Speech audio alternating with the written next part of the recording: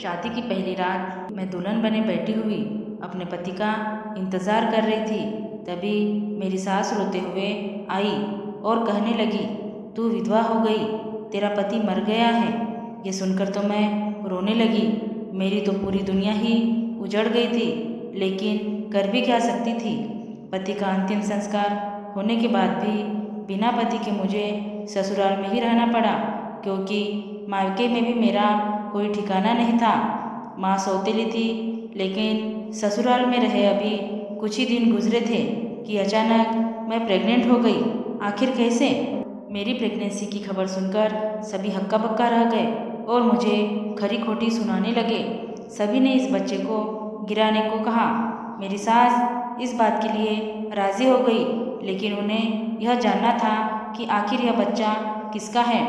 Doctor से मेरा checkup करवाया गया तो बच्चे के बाप के बारे में जानकर सबके पैरों तले से ज़मीन खिसक गई, क्योंकि मेरा मुजरिम कोई और नहीं बल्कि अपनी खिड़की में खड़ी उस हसीन यादों में खोई हुई थी कि हवा के एक तेज झोंके ने गुजरे हुए कल से निकालकर मुझे फिर से हकीकत की दुनिया में लाकर खड़ा कर दिया।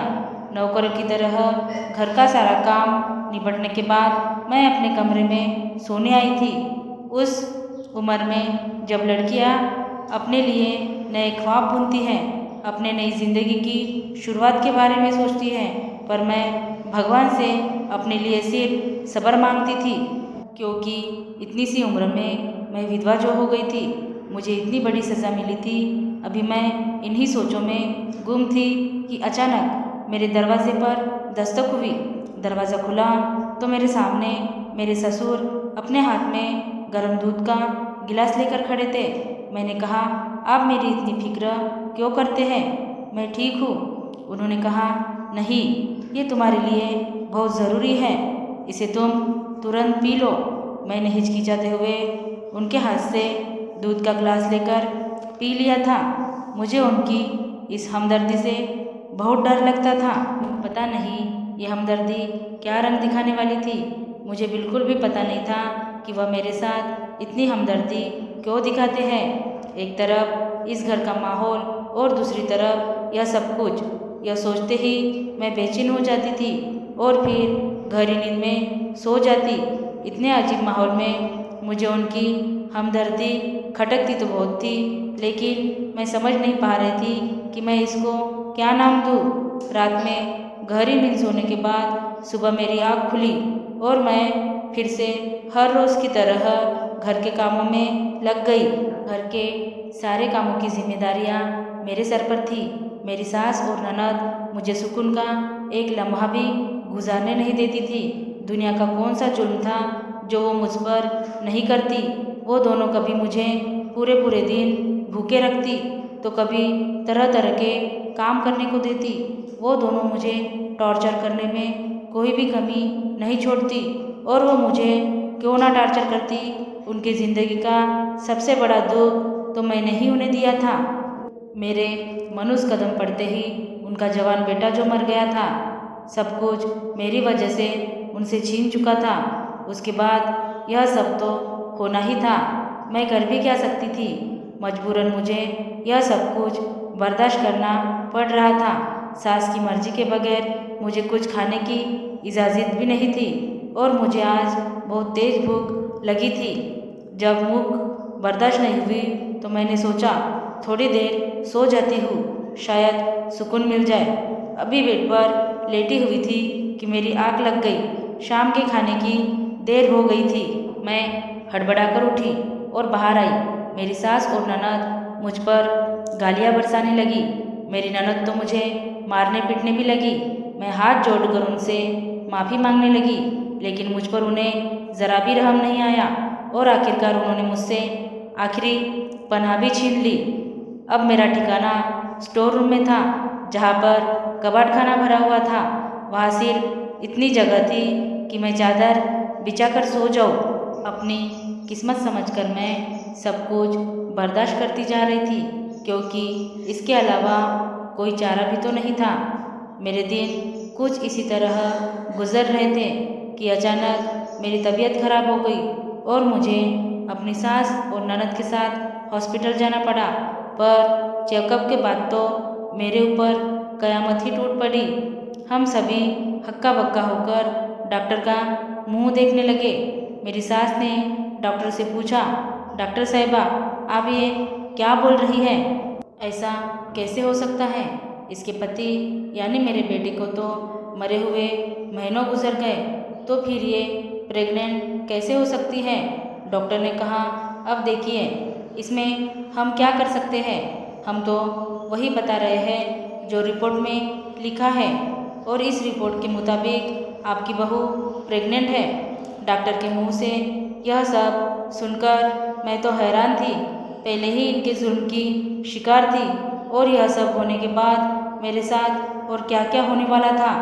अभी मैं यही सोच रही थी कि अचानक मेरी तबीयत बिगड़ने लगी। डॉक्टर मेरी तरफ बढ़ी तो मेरी सास ने गुस्से में कहा, छोड़िए, मर जाने दीजिए इसे।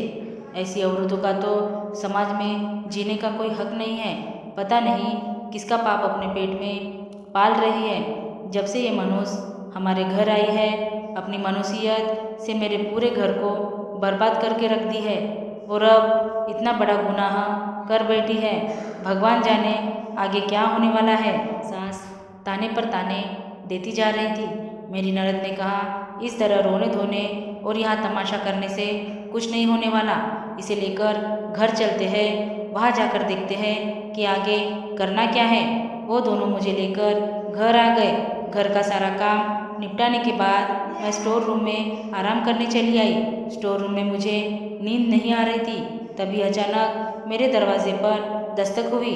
मैं बहुत हैरान हुई कि इस वक्त आखिर कौन होगा। मैंने दरवाज़ा खोला तो सामने मेरे ससुर हाथ में दूध का गिलास पकड़े खड़े थे। आप क्यों तकलीफ उठाते हैं? अपने हिस्से का दूध मुझे क्यों पिलाते हैं? अगर किसी को पता चल गया, तो किसी ने देख लिया तो घर में कयामत आ जाएगी। मुझे इन सब चीज़ों से बहुत डर लगता था। तुम्हें इनकी ज़रूरत है। तुम इसे जल्दी से पी लो और सो जाओ, इससे पहले कि कोई आ जाए। जल्दी ग्लास का दूध खत्म करो, तुम्हें इसकी ज़रूरत है। तुम्हारी सास को मैं जागता हुआ छोड़कर आया हूँ। मैंने अपने ससुर का लाया हुआ दूध पी लिया और पीकर पूछा, इस घर में सभी लोग मुझसे नफरत भरी निगाहों से देखते हैं, पर आपको मुझ पर इतनी दया क्यों आती है? आखिर आप मुझसे नफरत क्यों नहीं करते? मेरे ससुर जी ने कहा कि नहीं, क्योंकि जो मैं जानता हूँ वो शायद तुम नहीं जानती। अच्छा, जब ज़्यादा मत सोचो और सो जाओ। मेरे ससुर जी ये कहकर चले गए, और मैं दरवाज़ा बंद करके अभी लेटी ही थी कि चंद लम्हों में गहरी नींद में सो गई। अगली सुबह मेरी आँख शोर की आवाज़ से खुली। यह आवाज़ें सुनकर जब मैं बाहर आई तो मैंने देखा मेरी ननद, मेरी सास मेरी शिकायत कर रही थी। मेरी ननद मेरे सास से कह रही थी कि रात को पापा उसके पास दूध का गिलास लेकर जाते हैं। सास ये सुनकर गुस्से में बोली, अरे बेशर्म औरत, किसी को तो छोड़ दे।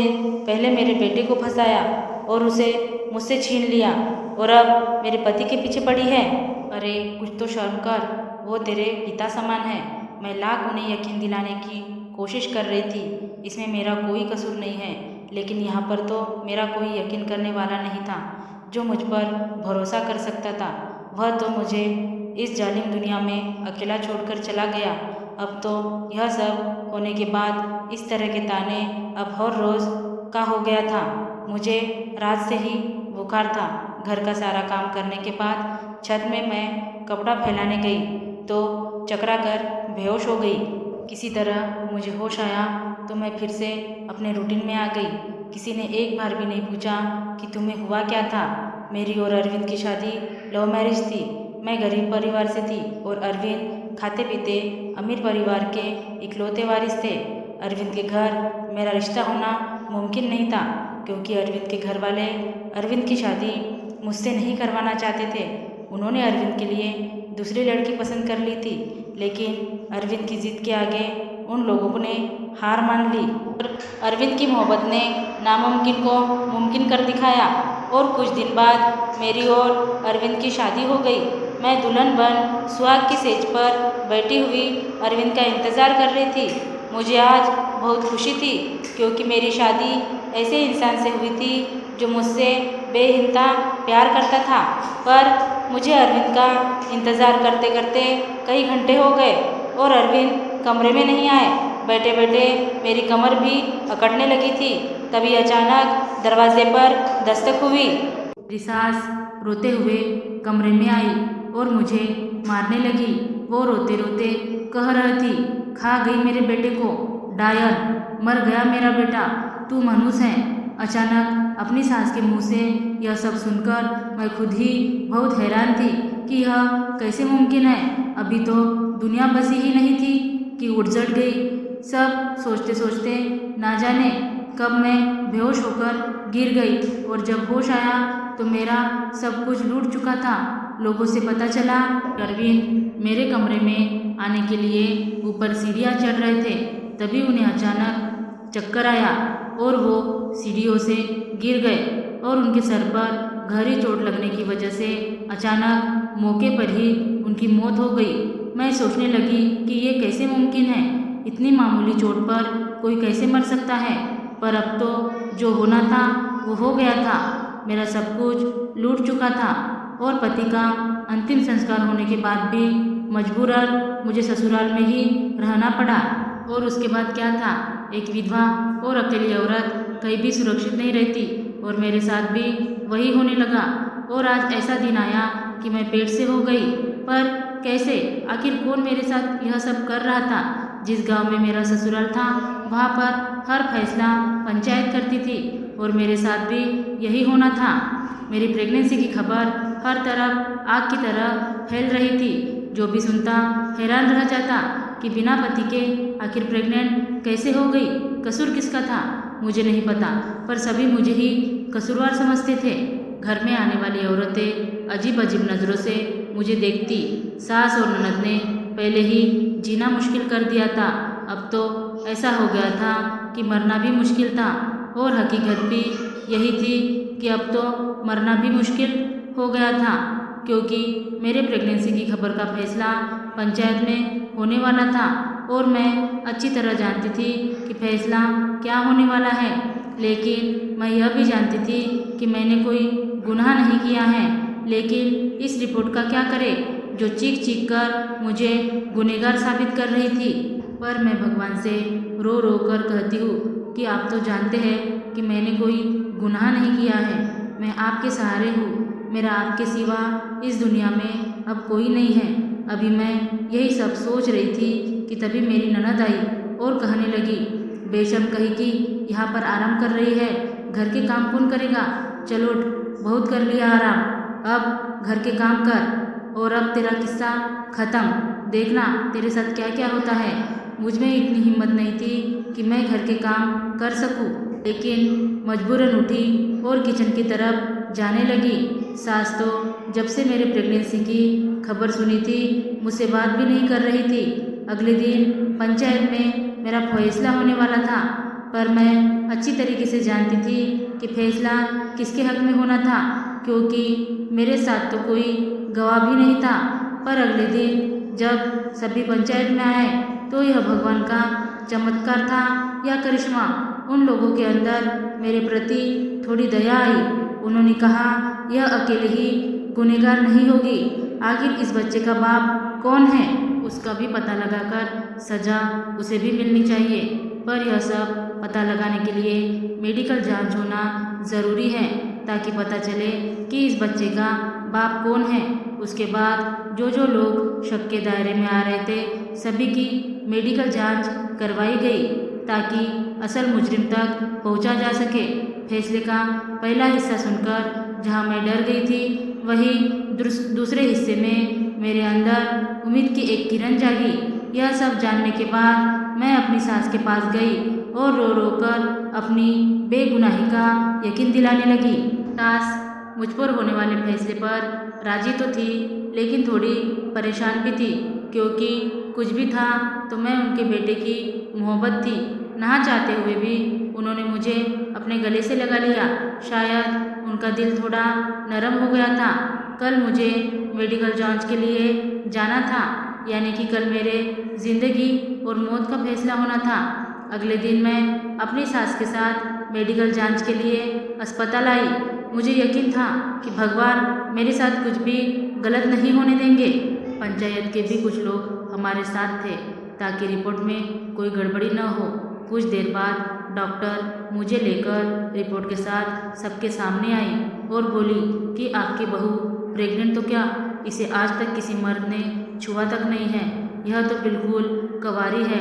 डॉक्टर के मुंह से यह बात सुनकर सभी लोग हक्का बक्का रह गए। मेरी सास ने कहा, पर पहले वाली रिपोर्ट क्या थी? डॉक्टर ने कहा कि शायद वो झूठी थी, किसी ने आपकी बहू पर झूठा इल्ज़ाम लगाने के लिए गलत रिपोर्ट बनवाई थी। डॉक्टर की बात सुनकर पंचायत के लोग मेरी सास पर गुस्सा करने लगे कि अगर हम आपकी बात मान लेते तो एक बेगुनाह को सज़ा मिलती। झूठी रिपोर्ट दिखाकर आप हमसे क्या करवाने जा रही थी? मेरी सास तो एकदम सुन्न पड़ी थी। आज उन्हें अपने किए पर पछतावा हो रहा था। मैं अचानक उठी और अपनी सास से कहा, माँ जी चलिए घर चलते हैं। मेरी सास हाथ जोड़ते हुए मुझसे कहने लगी, मैं तो ऐसी भी नहीं हूँ कि तुमसे माफ़ी मांग सकूँ, पर मुझे ये समझ नहीं आ रहा है कि आखिर कोई डॉक्टर झूठी रिपोर्ट क्यों देगी। इस बात पर पंचायत के लोगों ने कहा कि हम उस डॉक्टर को बुलाकर हकीकत पता करेंगे ताकि सच सबके सामने आ जाए। लेकिन एक सच तो हमारा घर पर इंतज़ार कर रहा था। जब हम सभी पंचायत के लोगों के साथ घर पर पहुँचे तो मेरे घर में मेरी ननद के कमरे से चीखने चिल्लाने की आवाज़ आ रही थी। हम सभी मेरी ननद के कमरे की तरफ बढ़े तो हमने सुना कि मेरी ननद और मेरे ससुर में बहस हो रही थी। मेरे ससुर मेरी ननद से कह रहे थे कि तुम सच सबको बता दो, नहीं तो बहुत बुरा होगा। मेरी ननद ने कहा, ऐसा कुछ नहीं होने वाला। भले ही आप मेरे पिता हैं, पर अपनी जान सबको प्यारी होती है। जिस तरह मैंने अरविंद को मारा उसी तरह मैं आपको भी मार दूंगी। मैंने उस दिन दूध में नशे की दवाई उस नागिन के लिए मिलाया था, पर बदकिस्मती से दूध अरविंद ने पी लिया और मेरा भाई इस दुनिया से चल बसा। मैं उस डायन को शुरू से ही नहीं पसंद करती थी, लेकिन पता नहीं कैसे उस डायन ने मेरे भाई को अपने जाल में फंसा लिया। हम सभी मेरी ननद अर्चना की बातें सुनकर हक्का बक्का खड़े थे। अर्चना के मुंह से यह सब सुनकर हम सभी कमरे में गए। पंचायत के लोगों ने कहा, लेकिन तुम यह नहीं जानती कि भगवान की अदालत में बेगुनाह को सज़ा नहीं मिलती और आखिर सच सबके सामने आ ही गया। आखिर क्यों तुम अपनी भाभी से इतनी नफरत करती हो? अर्चना ने कहा, क्योंकि मैं इस लड़की से अपने भाई की शादी नहीं करवाना चाहती थी। मैं अपने सहेली के भाई से प्यार करती थी। उसके भाई ने एक शर्त रखी थी कि अगर मैं उसकी बहन यानी अपनी सहेली की शादी अपने भाई से करवा दूंगी तभी वो मुझसे शादी करेगा, क्योंकि मेरी सहेली मेरे भाई को पसंद करती थी। अभी मैं इस बारे में अपनी माँ और भाई से बात करने वाली थी, तभी ये डायन मेरे भाई की ज़िंदगी में आ गई और तब से मैं इससे नफरत करने लगी, क्योंकि अगर ये मेरे भाई की ज़िंदगी में नहीं आती तो आज जिसे मैं पसंद करती हूँ उससे मेरी शादी हो गई होती और उसकी बहन की शादी मेरे भाई से। लेकिन इसने आकर मेरे सारे किए धरे पर पानी फेर दिया। यह सब सुनने के बाद मेरी सास ने अर्चना को एक ज़ोरदार थप्पड़ मारा और तुरंत पुलिस को फ़ोन किया। पुलिस ने मेरी ननद से सख्ती से पूछताछ की तो मेरी ननद ने सब कुछ उगल दिया। मेरे प्रेगनेंसी की झूठी रिपोर्ट भी उसने ही बनवाई थी। मेरी ननद अर्चना ने नफरत की आग में मेरी ज़िंदगी खराब करने के साथ साथ उसने अपनी ज़िंदगी भी खराब कर दी थी। धन्यवाद दोस्तों। Thanks for watching. Like, share, subscribe.